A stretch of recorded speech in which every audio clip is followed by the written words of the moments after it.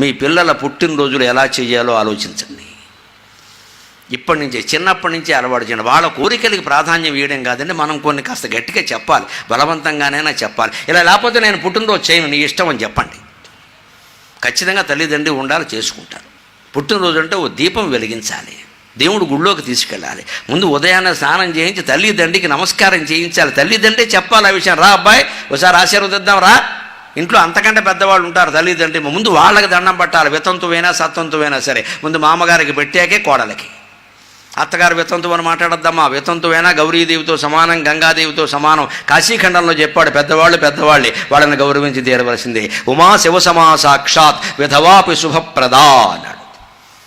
వితంతువైనా సరే అంతవరకు ముత్తైదువుగా ఉంది, భర్తకి పిల్లలకి సేవలు చేసింది. ఆవిడ బతుకున్నంతకాలం ఉమా శివసమా సాక్షాత్. స్కాంద పురాణంలో వ్యాసుడు చెప్పిన మాటది. ఉమాదేవితో సమానం, పార్వతీదేవితో సమానం, మీరు అవమానించకండి అని చెప్పాడు. ఇంట్లో పెద్దవాళ్ళు ఉంటే వాళ్ళకే ముందు దండం పెట్టించాలి. మామగారు ఆశీస్సులు, అమ్మమ్మగారు ఆశీస్సులు, తర్వాతే వీళ్ళు.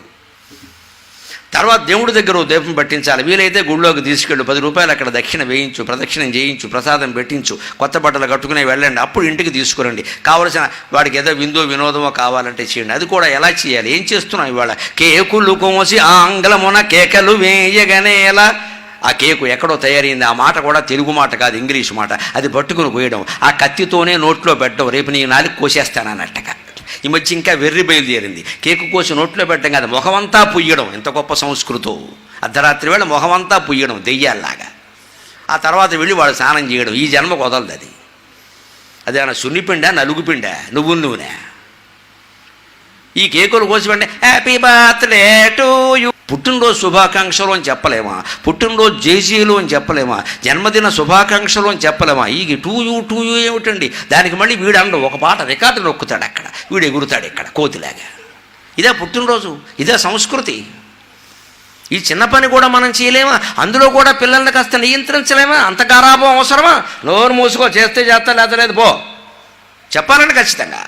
మన తిథులు, మన పంచాంగం, మన నెలలు మనం వదిలేసి వాళ్ళ డేట్లు పాటిస్తూ, వాళ్ళ పిండి వంటలు తింటూ, వాళ్ళ కేకు మనం మూతికి పావుకుంటూ, భారతీయ సంస్కృతి అంటే ఎక్కడి నుంచి ఉంటుందమ్మా సంస్కృతి? కేకులు కోసి ఆంగ్లమున కేకెలు వేయగనేలా, తీయన ఉపాకము కోసి ముక్కలను పంచగలేరుకో, దీపమార్పు ఈ శోకములేల జన్మదిన శోభన వేళల. దీపమార్పు ఈ శోకములేల జన్మదిన శోభన వేళల. జ్ఞానదీపమై చీకటి పారద్రోలుటయే జీవిత సారమటంచెరుంగరే. ఎంత దిక్కుమాలనాచారం అండి కేకులు కోయడమా?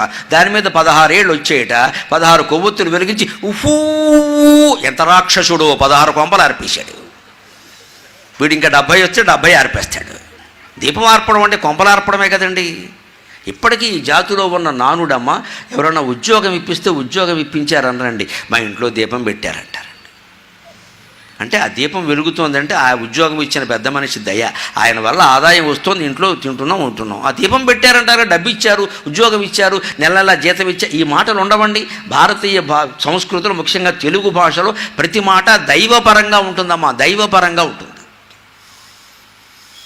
ఆ భాష అంత గొప్పది. కోపం వస్తే ఒక్కోసారి నిలువునా పాతేస్తా అనేవారు మా చిన్నతనంలో. మాకు అర్థమయ్యేది కాదు, కానీ నాకు పెద్ద అయిన తర్వాత అర్థమైందమ్మా. కంచి పరమాచార్య వంటి మహానుభావుడు పరమపదిస్తే నిలువునానే పాతీశారండి. ఓ, ఇది ఇంత గొప్ప మాట అనమాట, నేనంత గొప్ప యోగిని కావాలి, నిలువునా పాతేయాలి. పడుకోబెట్టి పాతిబెట్టడం అనేది శవానికి జరుగుతుంది, నిలువునా పాతిబెట్టడం అనేది మహాయోగికి, సాక్షాత్ భగవత్ స్వరూపుడికి జరుగుతుంది. అలాగని అందరినీ నిలువునా పాతిపెట్టే ప్రయత్నం చేయకండి, అది తప్పు. అలాగా ఆ జ్ఞానం ఉన్నవాడికే జరుగుతుంది. సన్యాసులకి, పీఠాధిపతులకి ఆ నియమం, మనబోటిగాళ్ళకి కాదు.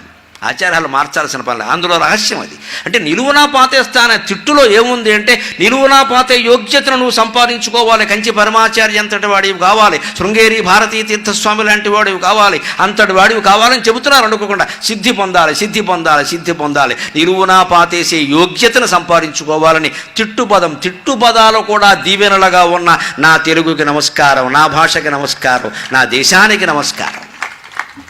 తిట్టుపదం దీవెనండి, తిట్లే దీవెనండి భాషలో. కర్మకాలి పుట్టాడంటాడు. కర్మ కాలిపోవడం కంటే కోరుకోవలసింది ఏం లేదమ్మా. జ్ఞానాగ్ని దగ్ధ కర్మాణం తమాహు పండితం బుధాక, భగవద్గీతలో చెప్పిన మాట. కర్మ కాలిపోతేనే మనిషికి మంచిది. మనం చెడు జరిగితే కర్మ కాలిందంట. కర్మలన్నీ కాలిపోతే వాడు జ్ఞాని అవుతాడు, యోగి అవుతాడు, మోక్షం పొందుతాడు. మనం కోరుకోవలసిందే కర్మ కాలిపోవడం. అది మన భాషలో తిట్టు మాట. తిట్టు పదాలు సైతం దీవెనలుగా కలిగిన భాషలో ఆశీర్వదించే పదాలకి ఇంకెంత విశేషమైన అర్థం ఉంటుంది.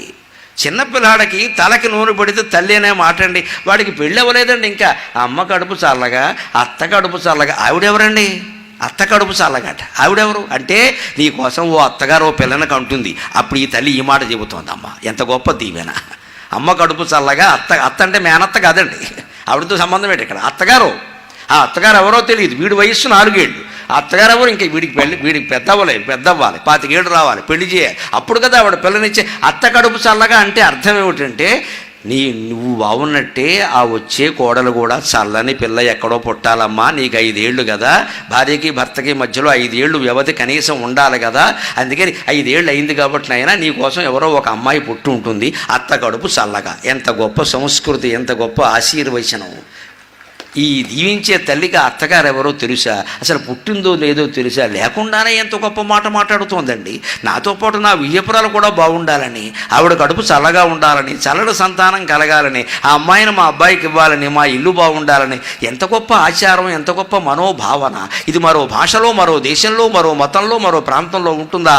భారత్ మాతాకి జై. మన దేశంలో, మన మతంలో, మన ప్రాంతంలో మాత్రమే ఉంటుంది. ఇంకో చోట ఉండే అవకాశం లేదు. హిందువుగా పుట్టడం ఎందుకు గొప్ప, తెలుగువాడిగా పుట్టడం ఎందుకు గొప్ప అంటే ఇందుకే గొప్ప. ఈ ఆచారాలు, ఈ తత్వాలు ఇంకో చోట ఎక్కడ కనిపిస్తాయండి మనకి? ఇటువంటిది పోగొట్టుకుని కేకులు కోస్తున్నాం, కత్తి నోట్లో పెడుతున్నాం, ఆయుధం నోట్లో పెట్టడం ఏంటండి? ఏం సంప్రదాయం అది?